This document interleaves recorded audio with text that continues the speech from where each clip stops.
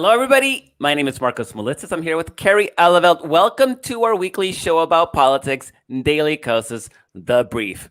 Today is the one-year anniversary of the George Floyd murder. That murder shook up the world, leading to protests around the globe. Today's guest, who will join us later on in the show, is Yale historian Dr. Elizabeth Hinton. She has a new book called America on Fire, The Untold History of Police Violence and Black Rebellion Since the 1960s. And she'll argue that this is nothing new. The kind of protest we've seen is in the history, it's in the vein of a Black rebellion that has been going on against militarized police since the 1960s. It's decades old. So we're going to be talking to Dr. Hinton later on in the show. But before we do that, Carrie, we've been watching the Congress, Joe Biden, going through this sort of charade negotiation over an infrastructure bill that's starting to feel a little bit like the Affordable Care Act mess of 2000, what was it, 2009, 2010, isn't it? It's not that bad. I mean, no, the charade looks that bad, but I think the thing is that I still believe the White House knows this is a charade and it's performative. And I don't think that's what the White House believed in 2009. I think the White House in 2009 was really trying to get Republicans on board with the ACA. And there's just too much history now and too much, for the White House to ignore that history and buy fully into this. But yeah, there's this back and forth, 1.9 trillion, 1.7 trillion. Now, and the White House shaved off their original margin for the American Jobs Plan. And then, of course, you get the counter offer from Republicans, which, I use air quotes for because, they're supposedly upping their amount that they're willing to pay, but they're not really giving any new funds, right? They want to dip into the old funds. And then, they were originally not giving a pay for in a way. So they were saying that they would do 568 billion. Well, now they're going to do a couple hundred more billion, but they're not really upping what they're willing to pay. They're going to seize unutilized American Rescue Plan funds, apparently, is what they're suggesting. And it's not unutilized. That's money that's earmarked towards cities and states. Right. They're saying it hasn't been spent, and they're just going to, scoop it back up. Just, hey, give me that. And, we'll use that. But the point is that their counteroffer really isn't even a counteroffer. They're not upping how much they're saying they're going to fund at all. No, and if this is performative, if it's not performative, oh crap. If it is performative, it's actually, I think, has given us really good ammunition for the 2022 midterm elections, right? And you've been writing extensively about this. Republicans have requested taxes in the middle class. Yep. They have requested raising the retirement age from 65 to 69. Right. They request, you've been writing about this, right? They have lots of ideas. So here's the thing. First of all, if you look at the American Rescue Plan, that in and of itself already attracted support that split the GOP base by socioeconomic level, right? So Pew polled this a couple times, and both before passage and after passage of the the pandemic relief, the rescue plan, right? And found that the overall package, particularly, the direct payments were very well received, as well as other things, the child tax credits and lots of things in there, the extended unemployment benefits. But anyway, it split the GOP base with 55% of lower income Republicans supporting it, while, much lower level support among the richer of the GOP base. And then what we find is, with things going forward, that continues to be the case. So, for the American Families Plan, Joe Biden has suggested taxing people who make over $400,000 a year. Well, that draws support from about 53% of Republicans earning less than $50,000 a year.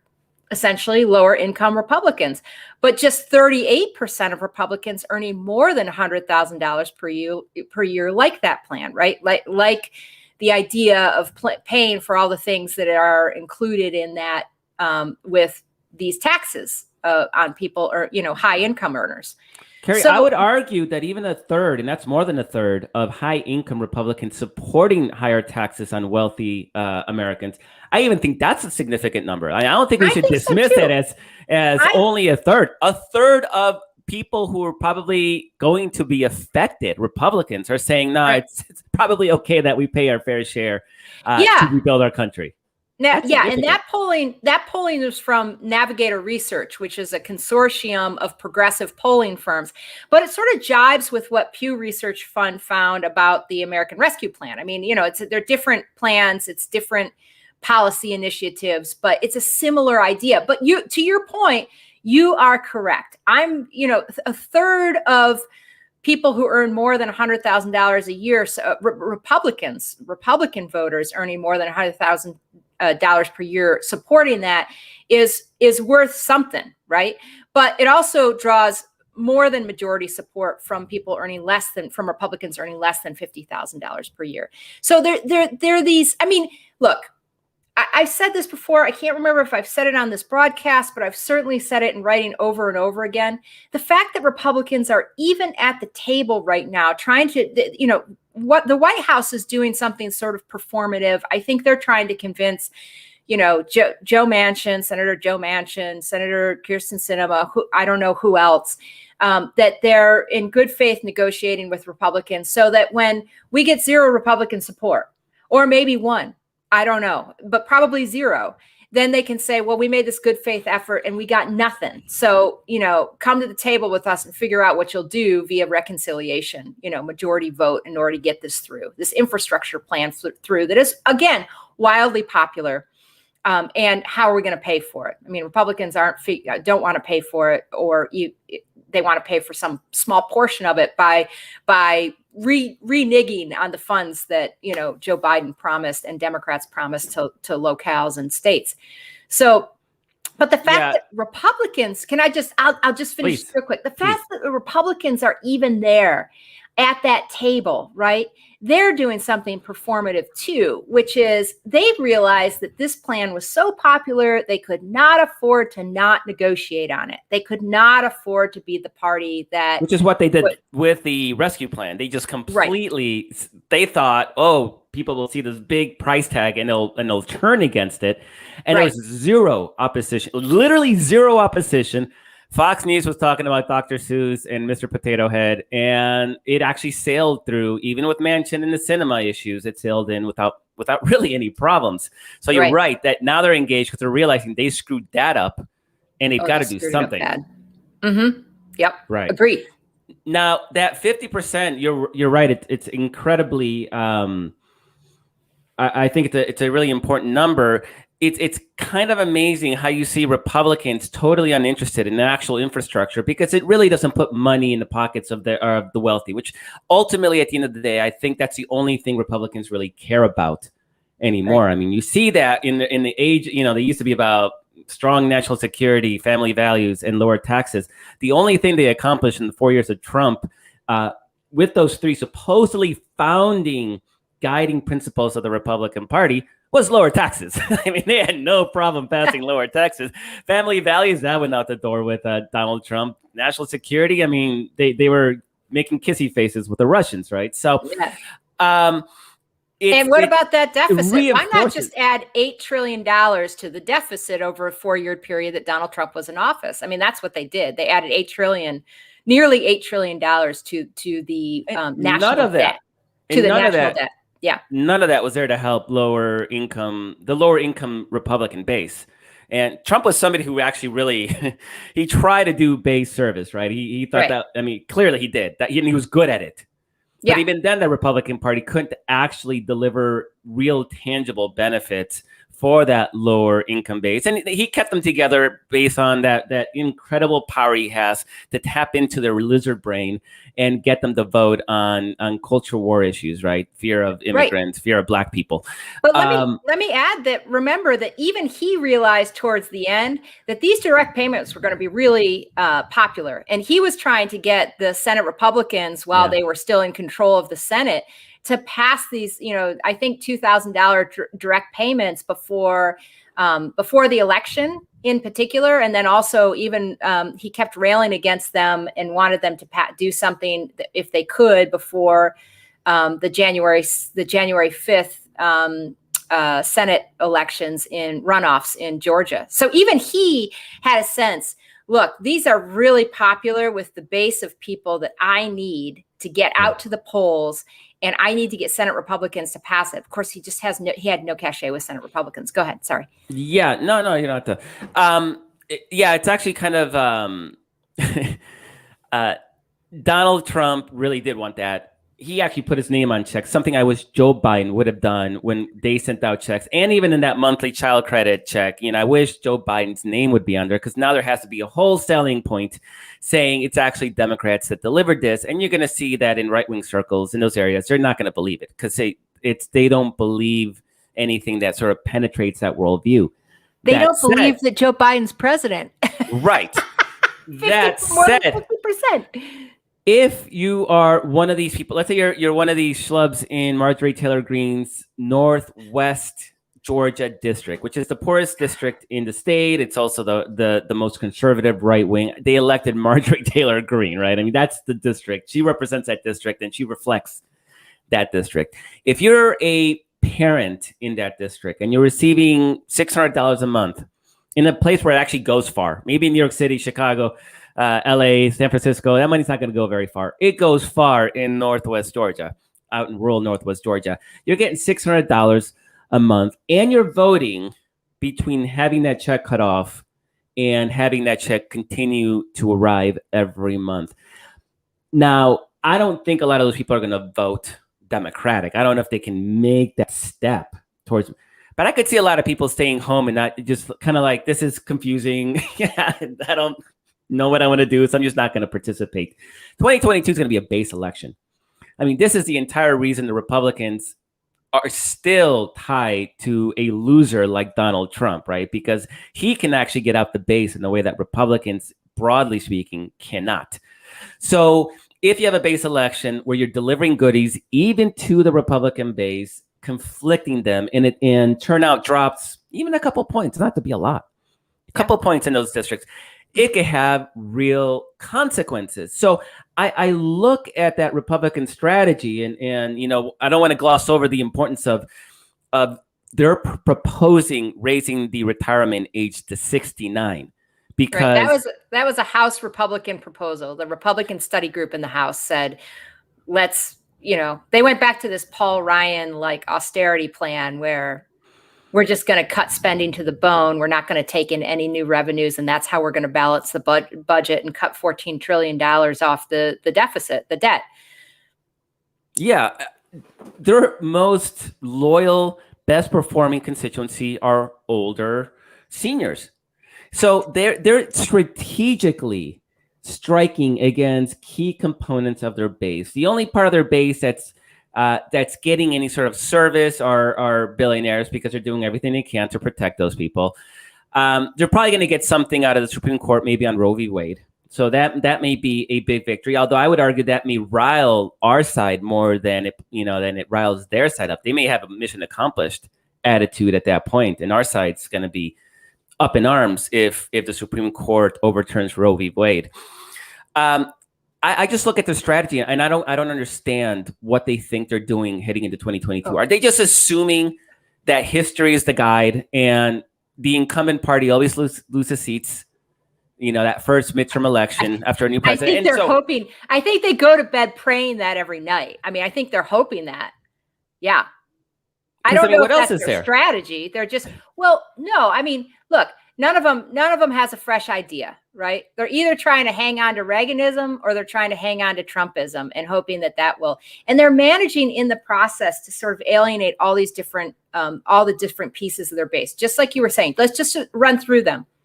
They're opposing all of these policies that are really, really well supported by lower income Republicans. Universally opposing. Right. Right. They're opposing it. So they're opposing policies that the lower income Republicans and the sort of new Trump Republicans like. At the same time, the House Republicans just put out this whole document where they want to raise the eligibility age of Social Security and Medicare to 69. And they want to fundamentally transform Medicare. I mean, it's like, I can't believe that they spent 10 years saying how terrible the ACA would be, but now they're going to totally transform Medicare. It's nuts. Okay. They're also going to transform Medicaid. The whole thing is just nuts. And then so that's the older base, right? That's the older GOP base that is not going to be real excited about those new ideas that are really just rewarmed, Paul Ryan ideas from a decade ago. It's cutting money. Yeah, it's cutting money that they're getting right now. Right. So you've got the lower income Republicans. You've kind of if older Republicans are listening to what they're actually saying, they're like, that doesn't sound good to me. And on top of that, then you've got the middle class, and what Republicans are proposing mainly as pay-fors, or have sort of at least flirted with the idea of pay-fors, and Biden has said absolutely no way, is user fees, a gasoline tax, in order to pay for the American Jobs Plan, right? That there would be tolls on bridges that people use, and gas taxes and whatever. And that's a regressive tax on the middle class and the working poor. But the middle class will understand that they're saying, Republicans are saying, we want to hike taxes on the middle class in order to pay for something that corporations and wealthy individuals will mostly benefit from. Yeah, so, they're broadcasting what their priority is, and it's not those suburban middle class, traditionally Republican voters that have been flirting with the Democrats the last couple of cycles. I mean, who's left? If you alienate the new Trumpers, I mean, they're trying to get the new Trumpers with cancel culture and whatever. But but policy wise, if you're alienating the new Trumpers and you lose at least some of them, like you said, just a point. Or maybe two. I don't know. They don't show up. Trump's not on the ballot. They're not super impressed with what Republicans are pushing. They kind of like what Biden's done. Some of them actually won't admit it. They won't admit it. They won't admit it. They'll think it. But they might actually. Some of them might not know, but some of them will figure it out. We don't need a high percentage of them to figure this out. So if you're alienating the lower income Republicans, if you're alienating, suggesting that protecting corporations so that you can tax the middle class, so you're alienating the suburban voters. And if you're alienating then the older voters, I mean, I guess you just have people who are, it's just the 1%. That's what you've got that you're appealing to. Yeah, and even a lot of those might be really kind of unnerved by the attack and assault on democracy. So I mean, one would hope. Yeah, and obviously, the Republican committees are all having issues with fundraising. We know that they've resorted to the scam where they automatically check monthly contributions from their donors, and so that's becoming a really big, little mini internal scandal with Republicans, that they're so they have no confidence in their ability to raise money, so they're literally scamming. They're scamming them, and within those fundraising asks, they're also threatening them. They're checking the box for recurring donations and upping the donations and things like that. So you have to uncheck them. But on top of that, they're saying, if you don't donate, we're going to have to tell Trump that you abandoned him in all caps, and you'll be labeled a defector in all caps. I mean, it's like, wow. I mean, hey, you could be burned at the stake if you don't go ahead and, give some money up. Cough it up right now. And I've always been of the my argument's always been that money only goes so far. You don't need all the money to win, and oftentimes the candidate with the most money doesn't generally win. That said, they need some money, and the fact that corporations, there's some cracks with corporate PACs and donating to Republicans. But so far, I think it's mostly holding together, right? This idea that they're not going to donate to anybody that voted for insurrection on January 6th. Speaking of another issue that Republicans are clearly on the wrong side of, it's their opposition to the January 6th Commission. But today is the anniversary of George Floyd's murder. And one thing I've been absolutely fascinated with is that the 2020 election was really run on, the blacks are rioting and they're going to take over destroy your city. And only Donald Trump can hold back the rising tide of rioters. Today is an anniversary, and Fox News is totally ignoring George Floyd. In fact, I'm not seeing a lot of action in right-wing media talking about the so-called riots and the scary black people burning down your cities. And I thought they'd take this opportunity to do so. And again, that's where it tells me they know they're on the wrong side of the issue, right? The conviction of Chauvin, the primary person who murdered George Floyd, is overwhelmingly popular, even among Republicans. We've seen polling to that effect. I haven't seen that polling. I mean, it doesn't mean that it didn't happen. It's just not something that was on my radar. So yeah, absolutely they have. And overall, it's like 70-some% approve of the verdict, right? So again, Republicans find themselves on a key culture. I mean, I hate to call it culture war, but I think it is. Culture war issue, they're on the wrong side of it, to the point that the entire sort of foundation of 2020, which was your cities are under assault, has sort of evaporated, and they're back to, I think Fox News' big story today was that the Wuhan virus, right? Let's talk about the Wuhan virus. So the other thing they really love is this whole idea of these new audits and keeping the big lie alive through these sham audits in Arizona that's already going on, and then also another sham audit that's starting up in Georgia. That are partisan pushed, partisan led audits.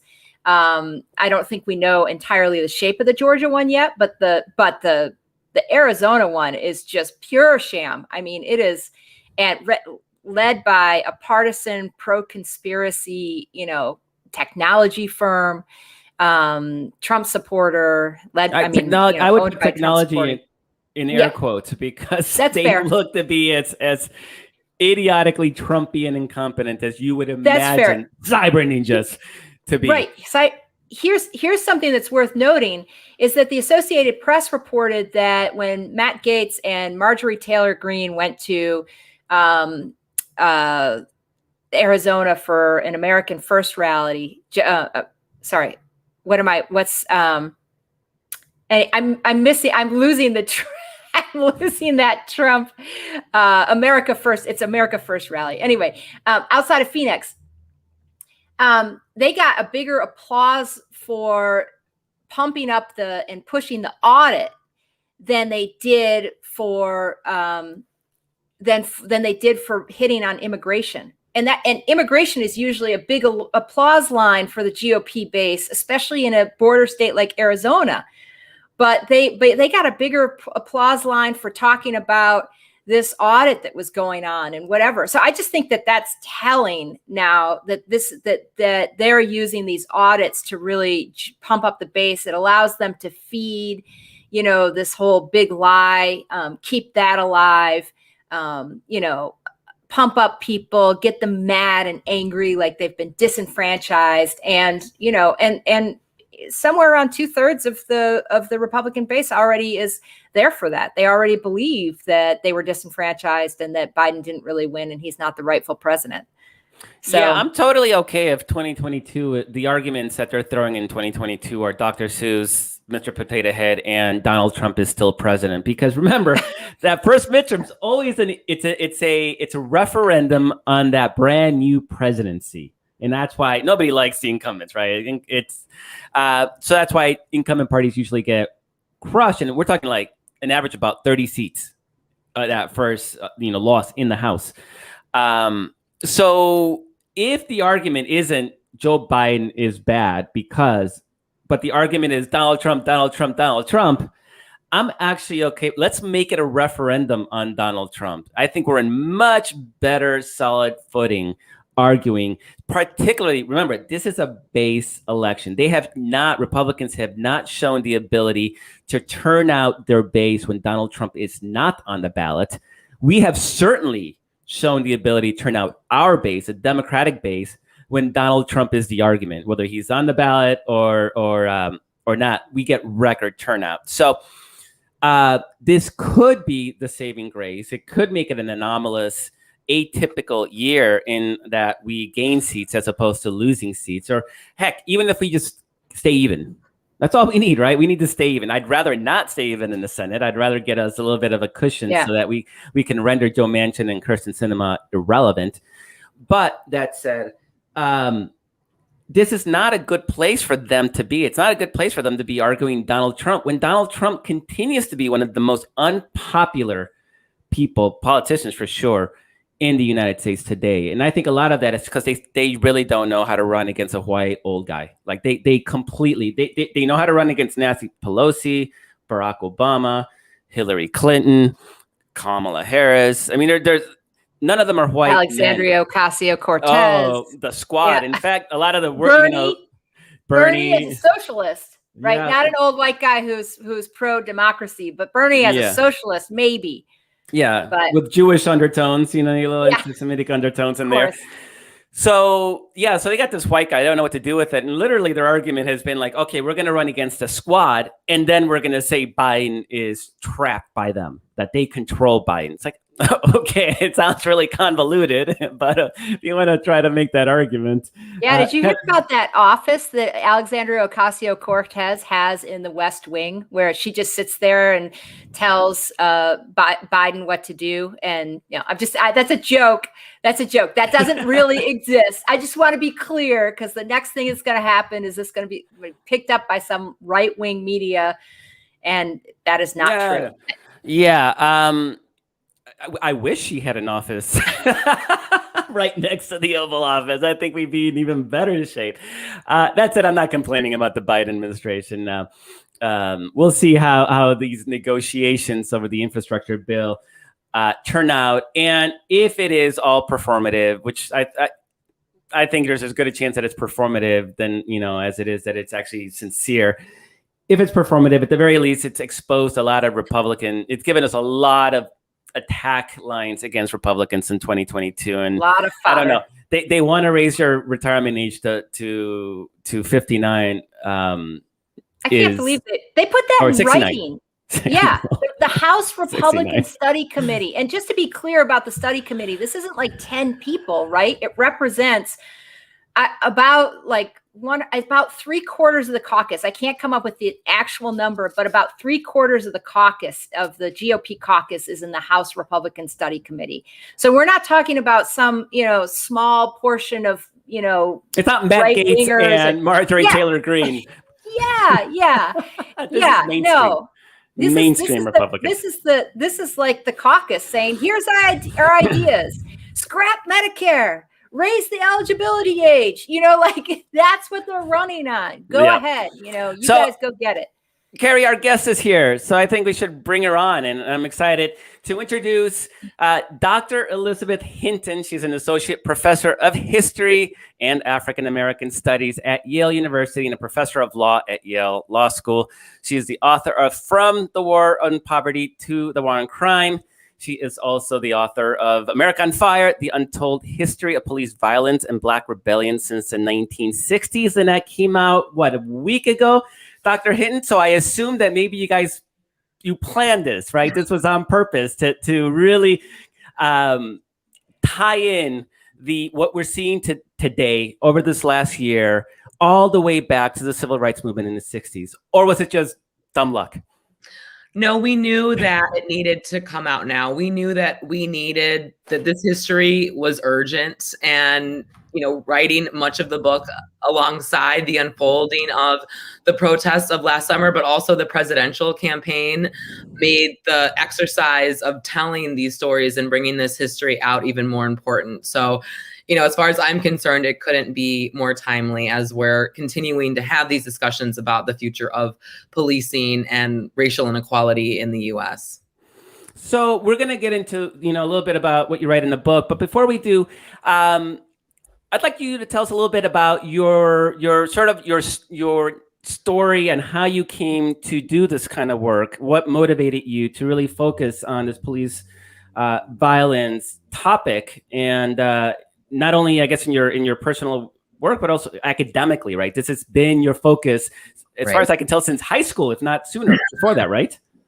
Right. So I'm an old millennial, or an exennial, I think some people call it. I was born in the mid 80s. And so came of age as, the war on drugs and mass incarceration were unfolding. I was about 10 years old during the OJ trial. I had a profound impact on my childhood, and also, witnessed firsthand the ways in which these criminal justice policies, these punitive priorities played out within my own family. And I wanted to understand the larger historical conditions and questions that created the kind of outcomes that we see today, that created mass incarceration, that helped me explain, how and why relatives of mine were incarcerated for very long terms at young ages. And so these issues of justice and how we can create a more equitable system and our history have been central to my development, but also, as you said, my academic and my scholarly interests. Yeah. Go ahead, Carrie. Well, you do you have more background questions? Because I was ready to get into the meat of the book. Yeah, I actually have one more before you do that. Okay. And it might lead into the meat of the book. I was actually fascinated, Dr. Hinton, reading some of your history, that you actually wrote the intro to America on Fire was sort of based on an essay you wrote in high school. Is that true? Parts of the intro, yeah. So the first research paper I ever did was using slave rebellions, using the history of slave revolts under the terms of the Declaration of Independence to justify the actions, that the slave insurrections and slave resistance. So basically using the founding principles of this country, using the Declaration to say that this was a form of political violence that was legitimate. And clearly this has been a focus of mine, an interest of mine for some time, because I've continued that work right into America on Fire. And in the intro to the book, put the rebellions of the late 1960s and early 1970s within this larger trajectory of Black rebellion, and the ways in which the threat of Black rebellion has haunted political and economic elites in the United States historically, from Jefferson on down. Carrie, go ahead and get into the meat. Well, so I was just fascinated. I mean, I was just reading up a little bit on the book, and I haven't actually read the book, just to be clear, but I will. I'm actually a very slow reader, so it takes me a while to get through things. But, you were documenting, what you found was this treasure trove of information, from what I understand, that had just been sitting there waiting for someone to discover it. About all of these, what were termed as riots, and you rightly, I think, nicely reframe them as rebellions in the late 60s and early 70s. And it wasn't a small number of them. I'm going to shut up in a second and give you a chance to expound on them. But you were from May 1968 to December of 1962, so roughly, more than 4-year plus period. By your count, 960 Black communities across the country had close to 2,000 separate disturbances, where there were nearly 40,000 arrests and more than 10,000 people injured and 220 killed. So that's a lot. That 2,000 separate disturbances in that 4-year period is something that I think was kind of shocking to me.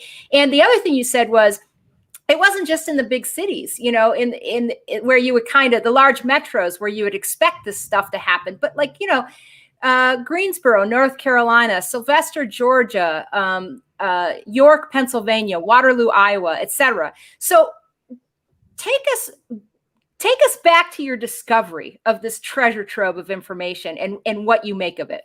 Right. So until I had access to this archive, which I'll talk about in a minute, like many of us, and this is actually an assumption that went into my first book, From the War on Poverty to the War on Crime, I kind of thought that the kind of period of urban uprising happened during the summers of Johnson's presidency and then peaked in 1967 and 1968, the kind of last hurrah after Martin Luther King Jr.'s assassination, when 137 some rebellions occurred. That's kind of the narrative that we told ourselves. But what's actually more interesting and more insidious, and tells us more about how we got to this policing crisis today, is that the peak of the rebellion period occurred actually after the first major piece of federal crime control legislation was enacted, and that's the Omnibus Crime Control and Safe Streets Act of 1968, which basically militarized and expanded local police forces, and not just in the big cities, not just in Detroit and Chicago and LA and DC,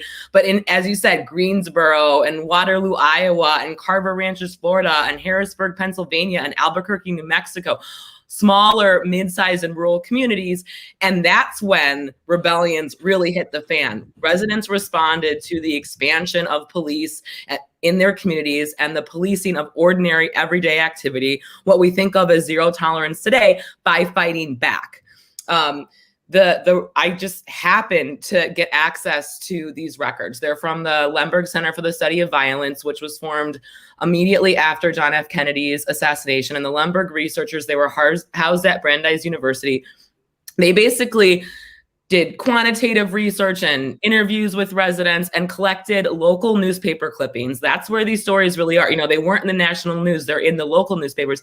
They collected these local newspaper clippings depicting all kinds of violence, not just rebellions, anti-war protests, labor disputes, and they happen to be in the possession of somebody who would become a friend of mine, Christian Davenport at the University of Michigan, who runs the Radical Information Project there. And he said, yeah. He said, come look. He knew I was interested in this stuff. He said, look, I have the archive for you. You got to come take a look. And it was just like, oh my gosh. There are thousands of these things that we miss. This is such an important part of our history, and also a really important part of the Black freedom struggle and the civil rights movement that we hadn't acknowledged. And that is that, in fact, you know, in the immediate post-civil rights period, this form of political violence was the most widely adopted protest among young Black people, at least, and not just in the nation's urban centers, but across the country. And I think this tells us a lot about residents' initial response to the escalation of police force and the targeting of low-income communities of color. Can you explain, when you talk about the militarization of police in 1968, can you explain what the difference was before and after, what that militarization looked like to your typical Black community? Because my assumption would have been that the Civil Rights Act was enacted for a reason. It's because these communities were already being targeted and discriminated against. So what was the difference that apparently created this new spark, this new impetus for rebellion? Well, part of it is kind of the strange nexus of policy in the Johnson administration and the ways in which liberal social policy took hold, where it was kind of this carrot and the stick approach, where on the one hand you have civil rights legislation, you have the dismantling of Jim Crow, the expansion of Voting Rights Act, and the war on poverty. And 1 year after Johnson launched the war on poverty, and actually a week before Johnson sent the Voting Rights Act to Congress in March 1965, he called for the war on crime. He launched the war on crime. And this began an unprecedented federal investment in local law enforcement. Never before had the federal government granted police forces and taken an active role in the shaping of court systems. And later on, especially, in the Nixon administration, take an active role in shaping the development of the nation's prison system. So this is a new investment that Johnson is making that follows on the heels of the expansion of citizenship rights to African-American groups specifically. And so, this is the beginning of the federal government granting local police departments and expanding local police departments through professionalization programs and job creation programs for police, but also it's the beginning of the transfer of surplus military weapons from U.S. interventions overseas, in Vietnam, in Latin America, and the Caribbean, to urban police forces. So the war on crime and the Safe Streets Act that I talked about makes possible the transfer of things like armored vehicles, bulletproof vests, riot control helmets, helicopters, tear gas. The kinds of weapons and technologies that are kind of ubiquitous in law enforcement today have their origins in this moment and are being gifted. Or, sometimes the federal government will give a local police department like a 75% off coupon for a tank. But they're being gifted in order to help suppress rebellion.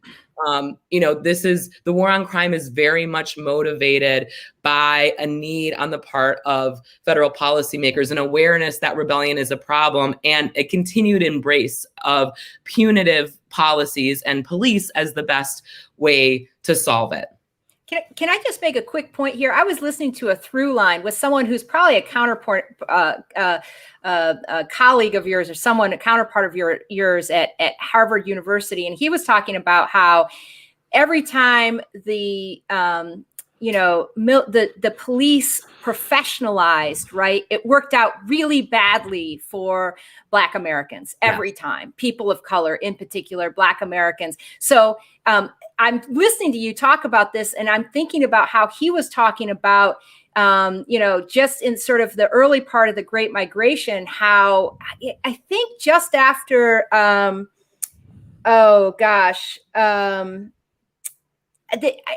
somewhere in the 20s, I think there was you probably know it. You can do this better than I can, but somewhere in the 20s, there was a bill where they actually made police, formalized police and kind of made them professional. And they weren't just this ragtag group that had arisen out of, the America's past in slavery and trying to keep slaves from, going free and whatever. And so they professionalized them. And then those professionalized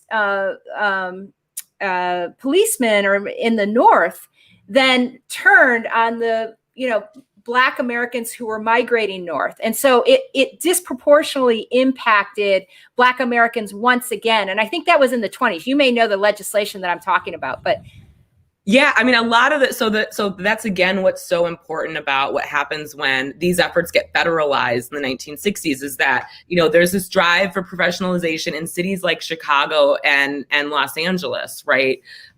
Cities that are magnets for large swaths of Black Americans who are fleeing the segregationist terror of the South in search of better opportunities in northern centers and the West. And again, this is why the Safe Streets Act and the fact that, rebellion begins to happen all across the United States after that legislation is enacted is so important, because that professionalization drive then begins to happen in the smaller cities. It happens throughout the United States. And the federal government makes that possible by essentially requiring state and local governments to make crime control a priority and to begin to make long-term plans, set up criminal justice planning agencies to figure out the best way to expand police forces, and later during the Nixon administration, prison systems. And that's why, we talk about how law enforcement is a local issue. We hear federal policymakers say that all the time, but this history really shows the ways in which the federal government turned crime control into a priority, incentivized and funneled all kinds of taxpayer dollars to expanding the carceral state, to expanding police and surveillance and prisons. And we're still very much living in the shadow of that policy choice today, that the decision to essentially bring about a structural transformation when it comes to the security state, at the direct expense of the structural transformation that was also in question during the 1960s. And that is, of course, the war on poverty and addressing in a meaningful way poverty and racial inequality in this country.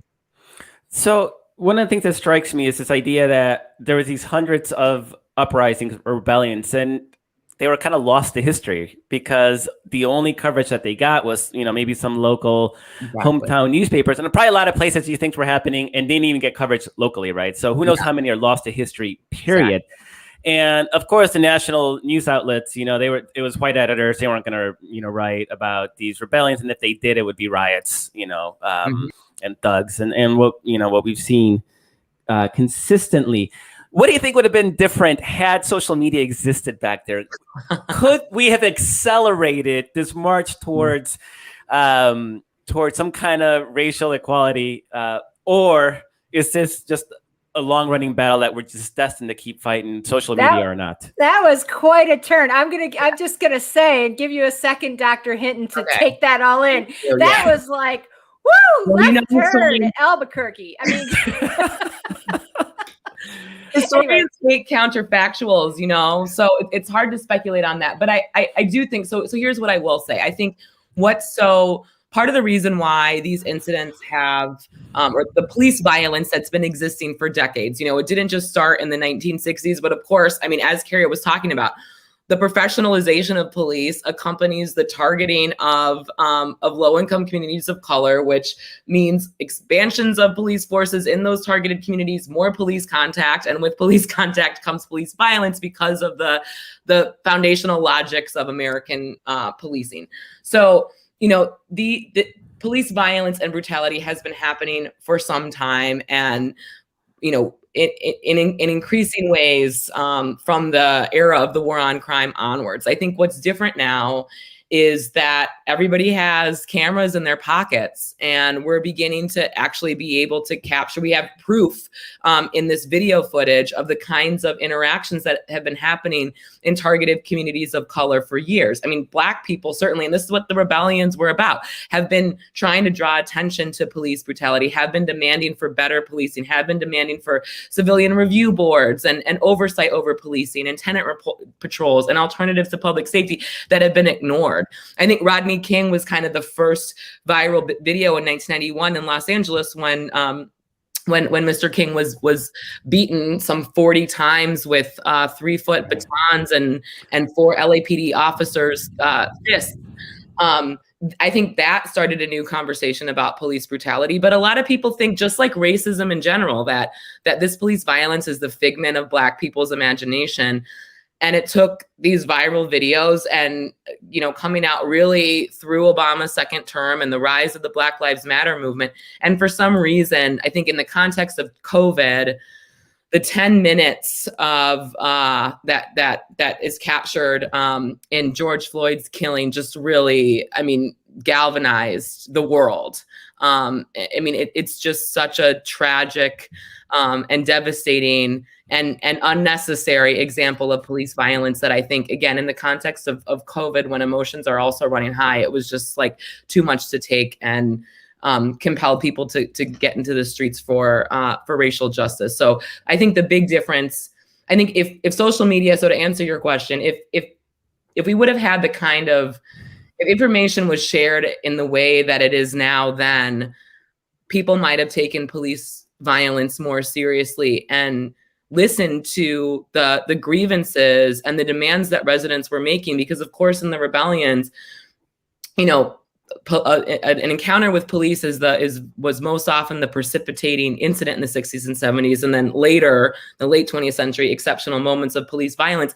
But these rebellions were all rooted in socioeconomic grievances. They were about jobs and educational opportunities and housing, and basically not to be treated like second-class citizens in their own city and in their own country. They were about full political and economic inclusion, just like the mainstream civil rights movement. Yeah, and Carrie, just really quick, I'll let you ask your question, but one of the big factors in that social media stuff is also the exposing of police as chronic liars. Because it was, the police can't lie, they're public servants and we must take their word, and the DAs are going to believe the police, and just how rampant and blatant and they'll do it even with their body cams. I mean, they're so used to lying that they can't even make that shift, saying like, oh yeah, I'm on camera now, I need to sync up my story with the video. They're not even trying yet. Right. Or they'll just refuse to show the body cam footage, as in the case of Andrew Brown Jr. It's like, okay, if this was a justifiable homicide, then show us the footage. They won't show the footage. Again, an example of why more technology and police reforms are not going to get at the problem. Body cams have not actually prevented killings. And as we see, because police not only have a monopoly on violence, but also on truth, they don't actually lead to greater accountability most of the time. I have so many questions, but I time is always of the essence. I just want to ask you, you have a pinned tweet to your Twitter account, and you quoted, I think it was a New York Times article about your book, a review of your book to some extent. It was definitely all about your book, but anyway, and the quote is, "We're never going to get out of this until we understand how we got here." And I just wonder what that means to you. I mean, can we get out of this? Because we just seem to keep on having this revelation over and over and over again over the last couple hundred years, and it just keeps happening, and it keeps coming down with the burden being borne by African Americans and people of color. Yeah, I mean, that's one of the big lessons of the book that's kind of stressed throughout exactly what you're saying. Like, the alternatives have been presented. I mean, from the Kerner Commission on down, calling for a Marshall Plan for American cities in 1968. This is Johnson's own Kerner Commission, and he completely ignored its recommendations because he thought they were too radical, because they were calling for a structural transformation. They said, if you really want to stop rebellions in the future, you have to invest in communities. You have to make a set of investments beyond the police. So we know what the solutions are. We don't need more commissions. And again, the question is whether or not, like you say, we're actually gonna make the changes and learn better this time. I think that history is a really important tool in terms of getting us there. That's part of the reason why I wanted to write this book, to understand that the fundamental dynamics and logics of policing have not worked. They don't keep communities safer. The war on crime and the war on drugs are arguably the biggest domestic policy failures in the history of the United States, certainly in the late 20th century, and that police violence precipitates community violence. It doesn't effectively keep communities safer. And now we're in the situation where in the communities that are the most energetically and over-policed, young people of color are more likely to die either by each other or by a police officer. So the big task before us, like how we're going to move on from here, is continuing to keep the pressure on. I mean, drawing from history, the history of struggles for social justice in the United States, have always been about people, about mass mobilization, coalition building, people getting to the streets, taking to the streets, people filing lawsuits, signing petitions, people keeping the pressure on elected officials. Those coalitions are really important. I think that we're seeing new and exciting coalitions forming that really, came to the forefront last summer. But I think it's also, we have just such a long way to go in terms of hearts and minds. And in a moment when so much of this history and the history of racial oppression and exploitation is under attack and is literally, in some states, they're trying to cover it up. We have to continue to champion the truth. We have to continue to expand educational opportunities, not just to low-income urban Americans of color, but rural Americans, everyone, so that we might finally recognize our true history and then be able to think, okay, how can we overcome the divisions and the inequalities that have defined this country historically? I will say, that this is one of the good things about teaching college age students. The Generation Z leaves me hopeful. They really kind of grounded and steered many of the protests this summer. I think, many of my students, my undergraduates, they kind of came of age during the Trump administration and now COVID and these protests. And I think they understand that this set of punitive priorities is costly, misguided, and doesn't make any sense. And they want to build a different kind of society. I think that's what 2020 was about. And I think that's what the backlash that we're seeing among Republican elected officials and the culture wars about critical race theory is all about. It's a battle over democracy. And conservatives know that their days are numbered because most people don't support their policies. Most people want, finally, a governance in the United States that's based on the principle of equity. And that's what the rebellions were all about. And that's what last summer was about too. Carrie, we have time for one more question. Do you want to ask it?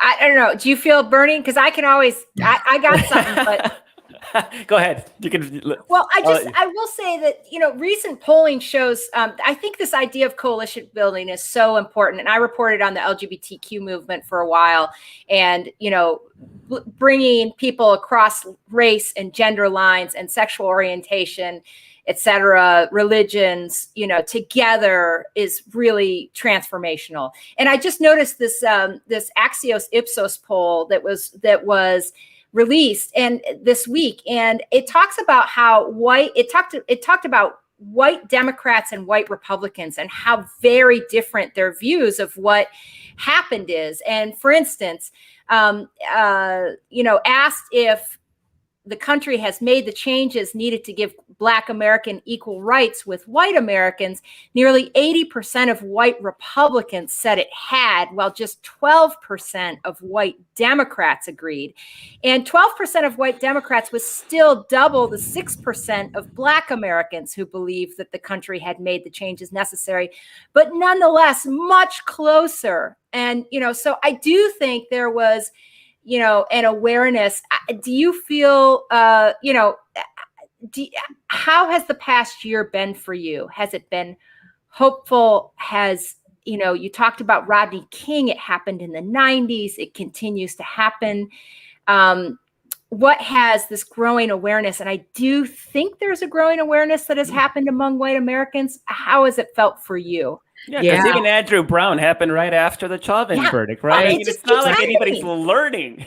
It's never ending. I know. And I just feel like the future of democracy is at stake. And I think that the events of last year and what we're seeing in Congress now, and again, that backlash that we're seeing, just really underscores that we're at this other kind of like once in a century, once in a half century crossroad. And if we continue to go down the road of embracing police and prisons as a way to manage racial inequality and continue to disenfranchise marginalized groups and continue with the divisions and continue to protect white supremacist violence and uphold white supremacy, I fear where this country will go. However, I have to remain optimistic. Like I said, my students, I believe, if we do that poll that you're talking about in 10, 20 years, it's going to continue to be a little bit different. And some people,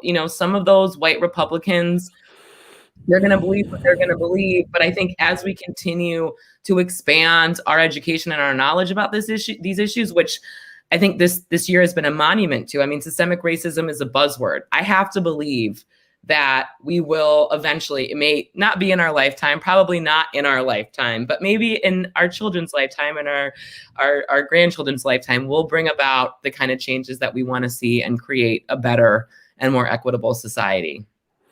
Dr. Elizabeth Hinton is the author of America on Fire, The Untold History of Police Violence and Black Rebellion Since the 1960s. Thank you so much for visiting with us today. That was an incredible conversation. I'm glad you wrote the book. Thank you so much. Thank you. It's been my pleasure. Carrie, I don't want to wait till my kids are older for... I know. I was thinking the same thing. God, can we just not push this off on the next generation? I mean, and I know that wasn't what Dr. Hinton was suggesting should happen. I think she was trying to be realistic in hopes and expectations. I mean, she talked about the Kernan Commission. I've heard about that commission. And that blue ribbon commission seems to happen every 20 or 30 years after some horrible incident, right? Or I shouldn't say horrible incident, like after some tragedy, right? Where Black folks are targeted and people die and just, and it just keeps happening. And then the conclusions are always the same. And then we keep on not acting on those conclusions, just like she said, President Johnson ignored them when, it came time for him to do legislation. Too radical, too expensive, too difficult. There's probably, at the time, of course, there was a whole Dixiecrat, faction in Congress that was going to block anything having to do with civil rights. Do you feel like there's greater awareness, among white Americans? I mean, I can't. I think objectively, there's more awareness, both positive and negative, right? Because civics polling has shown that there was a lot of white Americans that were ambivalent towards Black Lives Matter. They're probably like, oh, racism solved. I don't have to think about it. And then Fox News told them, no, these are thugs and it's violent. And they Fox News specifically worked on turning Black Lives Matter protesters into the enemy, into othering them. Like, this is just same old history. This is conservatism 101, going back to, the founding of our nation, is to other Black Americans. And they did that successfully with Fox News viewers and conservative white people. That said, like you noted, liberal and even independent whites have actually moved in the right direction. There's more awareness. There's definitely a huge generational divide between younger white people being more engaged in that fight and having more skin in the game and being more committed to a more equitable America than older generations that are set in their ways, and they're going to go to their grave thinking that there's no slavery, there's no racism, and white people are the real ones being discriminated against, right? I mean, This is right. So there is that generational shift, and it seems kind of inevitable, but I don't want to wait that. Like, I think we can make faster progress in that, just to continue hammering on that. Definitely federal policy there has to be. And at the local level, there's places that are like Newark, New Jersey is doing amazing work at the local level, right? But we need that federal impetus to force these. As Dr. Hinton said, it was federal involvement that militarized and, quote, professionalized. I don't like that word because it's horrible. I get where it's going, but it really didn't. Professionalism means effective and efficient, and what they did is the opposite. Get more effective at targeting people of color. I mean, that's what that professionalization, every time it came around, turned into.